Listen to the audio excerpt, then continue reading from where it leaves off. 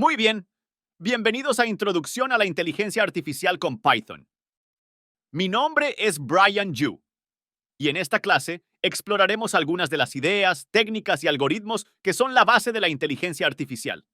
Ahora, la inteligencia artificial cubre una amplia variedad de tipos de técnicas. Cada vez que ves a un ordenador hacer algo que parece inteligente o racional de alguna manera, como reconocer la cara de alguien en una foto, o ser capaz de jugar a un juego mejor que la gente, o ser capaz de entender el lenguaje humano cuando hablamos con nuestros teléfonos y ellos entienden lo que queremos decir y son capaces de respondernos, todos estos son ejemplos de IA, o inteligencia artificial. Y en esta clase exploraremos algunas de las ideas que hacen posible esa IA. Entonces comenzaremos nuestras conversaciones con la búsqueda. El problema es que tenemos una IA y nos gustaría que ésta pudiera buscar soluciones a algún tipo de problema, sin importar cuál sea. Ya sea tratando de obtener indicaciones para llegar del punto A al punto B, o tratando de descubrir cómo jugar un juego, por ejemplo, dando un juego de 3 en raya, descubriendo qué movimiento debe hacer.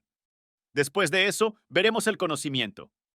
Idealmente queremos que nuestra IA sea capaz de conocer información, de representarla y, lo que es más importante, de deducir conclusiones a partir de ella. Que sea capaz de utilizar la información que conoce y sacar conclusiones adicionales. Hablaremos de cómo se puede programar la IA para hacer precisamente eso. Luego exploraremos el tema de la incertidumbre. Hablaremos de qué ocurre si un ordenador no está seguro de un hecho, pero tal vez solo lo esté con una cierta probabilidad. Así que hablaremos de algunas de las ideas que hay detrás de la probabilidad y de cómo los ordenadores pueden empezar a tratar los sucesos inciertos para ser un poco más inteligentes también en ese sentido. Después de eso, nos centraremos en la optimización.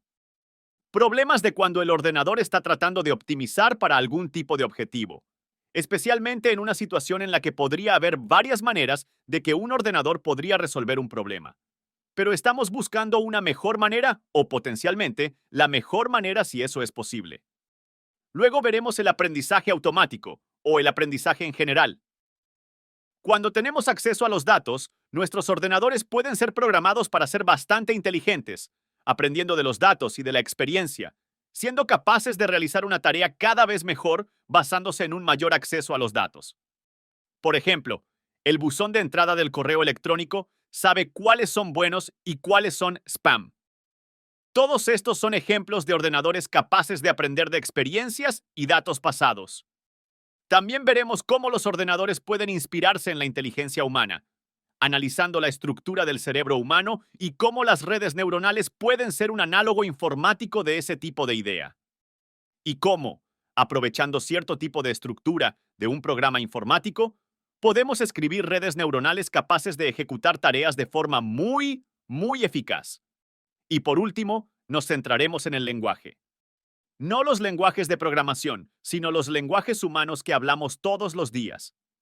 Y echaremos un vistazo a los desafíos que surgen cuando un ordenador intenta entender el lenguaje natural y cómo es parte del procesamiento del lenguaje natural que se produce en la inteligencia artificial moderna puede realmente trabajar. Pero hoy comenzará nuestra conversación con la búsqueda. Este problema de tratar de averiguar qué hacer cuando tenemos algún tipo de situación que el ordenador se encuentra, algún tipo de entorno que un agente se encuentra, por así decirlo. Y nos gustaría que ese agente sea capaz de buscar de alguna manera una solución a ese problema. Ahora bien, estos problemas pueden presentarse en diferentes tipos de formatos. Un ejemplo podría ser algo así como este clásico rompecabezas de 15 fichas deslizantes que quizás hayas visto, donde intentas deslizar las fichas para asegurarte de que todos los números estén alineados en orden. Este es un ejemplo de lo que podría llamarse un problema de búsqueda. El rompecabezas 15 comienza en un estado inicialmente confuso y necesitamos alguna forma de encontrar movimientos para hacer que el rompecabezas regrese a su estado resuelto. Pero hay problemas similares que se pueden plantear de otras maneras. Intentar orientarse en un laberinto es otro ejemplo de problema de búsqueda. Empiezas en un lugar, tienes un objetivo al que quieres llegar y tienes que averiguar la secuencia correcta de acciones que te llevarán desde ese estado inicial hasta el objetivo. Y aunque esto es un poco abstracto, cada vez que hablamos de la resolución de laberintos en esta clase, se puede traducir a algo un poco más del mundo real. Algo así como las direcciones de conducción.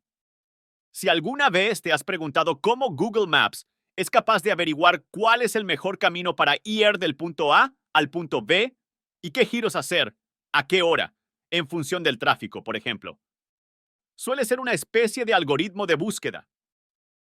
Usted tiene una IA que está tratando de llegar desde una posición inicial a algún tipo de objetivo mediante la adopción de alguna secuencia de acciones. Así que vamos a empezar nuestras conversaciones de hoy pensando en este tipo de problemas de búsqueda y lo que entra en la solución de un problema de búsqueda como este para que una IA sea capaz de encontrar una buena solución. Pero para ello vamos a tener que introducir un poco de terminología, parte de la cual ya he utilizado. Sin embargo, en lo primero que tendremos que pensar es en un agente. Un agente es solo una entidad que percibe su entorno. De alguna manera es capaz de percibir las cosas a su alrededor y actuar en ese entorno de alguna manera. Así que en el caso de las direcciones de conducción, su agente podría ser alguna representación de un coche que está tratando de averiguar qué acciones tomar con el fin de llegar a un destino. En el caso del rompecabezas con las fichas deslizantes, el agente podría ser la IA o la persona que está intentando resolver ese rompecabezas, tratando de averiguar qué fichas mover para llegar a esa solución. A continuación, introducimos la idea de estado. Un estado es una configuración del agente en su entorno. Así que en el rompecabezas 15, por ejemplo, cualquier estado podría ser cualquiera de estos tres, por ejemplo. Un estado es una configuración de las fichas. Cada uno de estos estados es diferente y va a requerir una solución ligeramente diferente. En cada uno de ellos será necesaria una secuencia de acciones diferente para llegar desde este estado inicial a la meta, que es a donde queremos llegar. Entonces, ¿qué es el estado inicial? El estado inicial no es más que el estado en el que comienza el agente. Es uno de esos estados desde donde vamos a empezar y este va a ser el punto de partida para nuestro algoritmo de búsqueda, por así decirlo.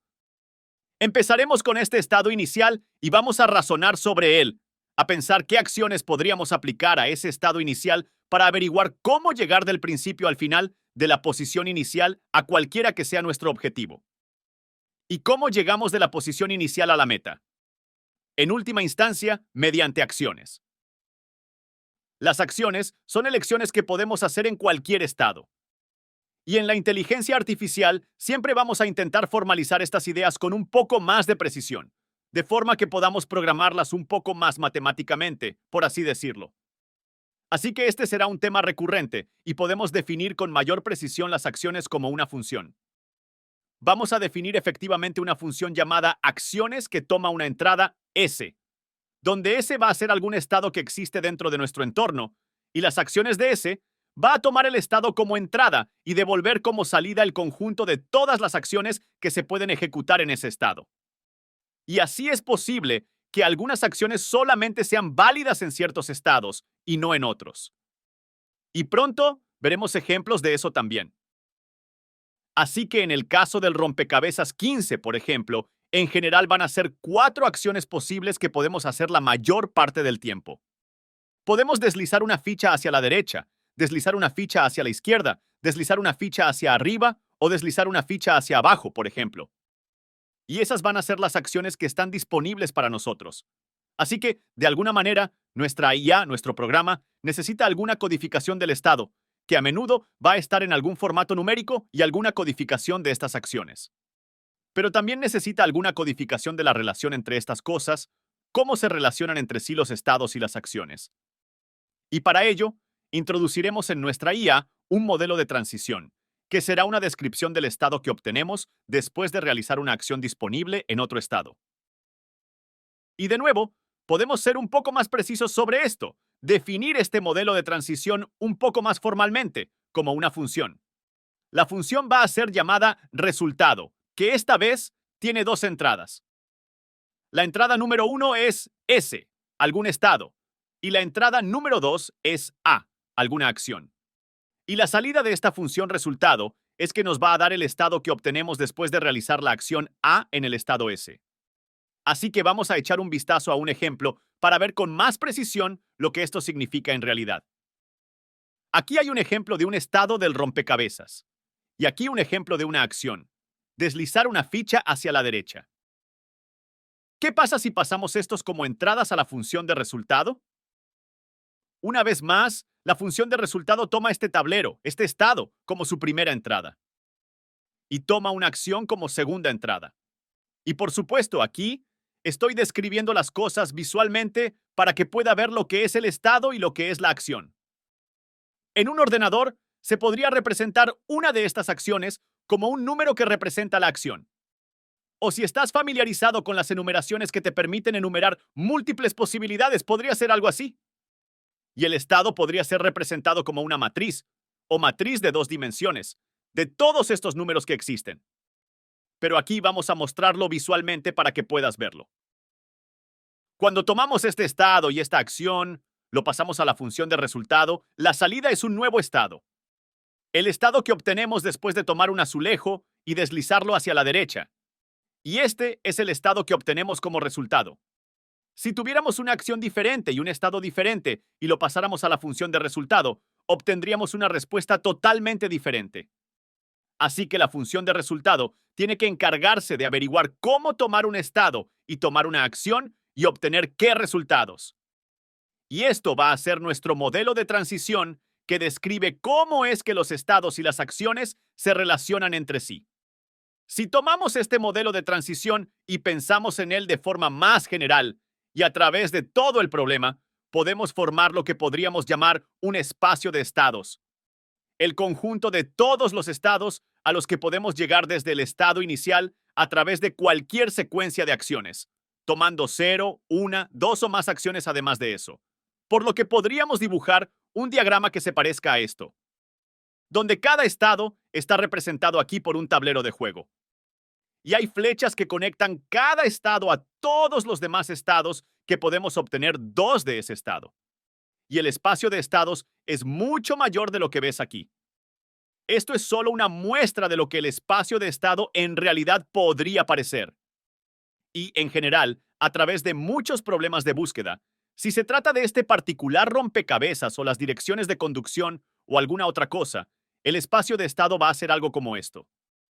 Tenemos estados individuales y flechas que los conectan. Y a menudo, solo por simplicidad, vamos a simplificar nuestra representación de todo esto como un gráfico, una secuencia de nodos y aristas que conectan los nodos. Pero puedes pensar en esta representación más abstracta como exactamente la misma idea. Cada uno de estos pequeños círculos o nodos va a representar uno de los estados dentro de nuestro problema. Y las flechas aquí representan las acciones que podemos tomar en cualquier estado particular, llevándonos de un estado particular a otro estado, por ejemplo. De acuerdo.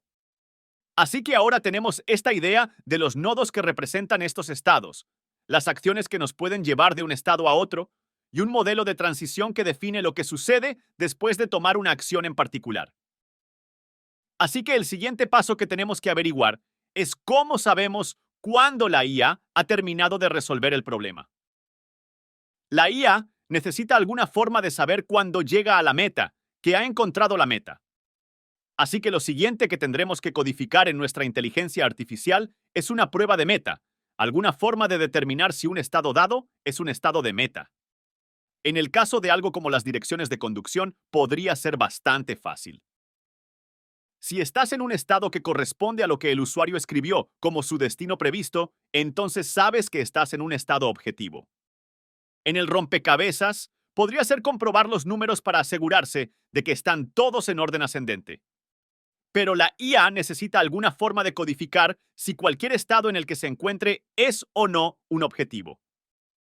Y algunos problemas pueden tener un objetivo, como un laberinto donde tienes una posición inicial y una posición final, y ese es el objetivo. En otros problemas más complejos, se puede imaginar que hay múltiples objetivos posibles, que hay múltiples maneras de resolver un problema. Y puede que no nos importe cuál encuentra el ordenador, siempre y cuando encuentre un objetivo concreto. Sin embargo, a veces a un ordenador no solo le importa encontrar un objetivo, sino encontrarlo bien o con un costo bajo. Y es por eso que la última parte de la terminología que utilizamos para definir estos problemas de búsqueda es algo llamado costo del camino. En el caso de las indicaciones para llegar en coche, sería bastante molesto si yo dijera que quiero indicaciones para llegar del punto A al punto B. y la ruta que me diera Google Maps fuera una ruta larga con muchos desvíos innecesarios, que me llevara más tiempo del que debería para llegar a ese destino. Y por eso, cuando formulamos problemas de búsqueda, a menudo le damos a cada camino algún tipo de costo numérico, algún número que nos diga lo costoso que es tomar esta opción en particular. Y entonces le decimos a nuestra IA que en lugar de encontrar una solución, una forma de llegar desde el estado inicial al objetivo, nos gustaría encontrar una que minimice el costo de este camino, que sea menos caro, o que lleve menos tiempo, o que minimice algún otro valor numérico. Podemos representar esto gráficamente si echamos un vistazo a este gráfico de nuevo. E imaginamos que cada una de estas flechas, cada una de estas acciones que podemos tomar de un estado a otro estado, tiene algún tipo de número asociado con él. Ese número es el costo del camino de esta acción en particular, donde algunos de los costos de cualquier acción en particular podría ser más caro que el costo de alguna otra acción, por ejemplo. Aunque esto solo ocurrirá en algunos tipos de problemas. En otros problemas podemos simplificar el diagrama y suponer que el costo de cada acción es el mismo. Y este es probablemente el caso del rompecabezas, donde realmente no hay diferencia si me muevo a la derecha o a la izquierda. Lo único que importa es el número total de pasos que tengo que dar para llegar del punto A al punto B. Y cada uno de esos pasos tiene el mismo costo. Podemos suponer que es un costo constante, como 1. Esto constituye la base de lo que podríamos considerar un problema de búsqueda. Un problema de búsqueda tiene algún tipo de estado inicial, algún lugar donde empezamos, algún tipo de acción que podemos tomar o múltiples acciones que podemos tomar en cualquier estado dado, y tiene un modelo de transición, alguna manera de definir lo que sucede cuando vamos de un estado y tomamos una acción, en qué estado terminamos como resultado. Además de eso, necesitamos alguna prueba de meta para saber si hemos alcanzado o no una meta. Y luego necesitamos una función de costo del camino que nos diga para cualquier camino en particular, siguiendo alguna secuencia de acciones, cómo es el costo de ese camino. ¿Cuál es su costo en términos de dinero, tiempo o cualquier otro recurso que intentemos minimizar? El objetivo, en última instancia, es encontrar una solución, donde una solución en este caso es solo una secuencia de acciones que nos llevará desde el estado inicial hasta el estado objetivo.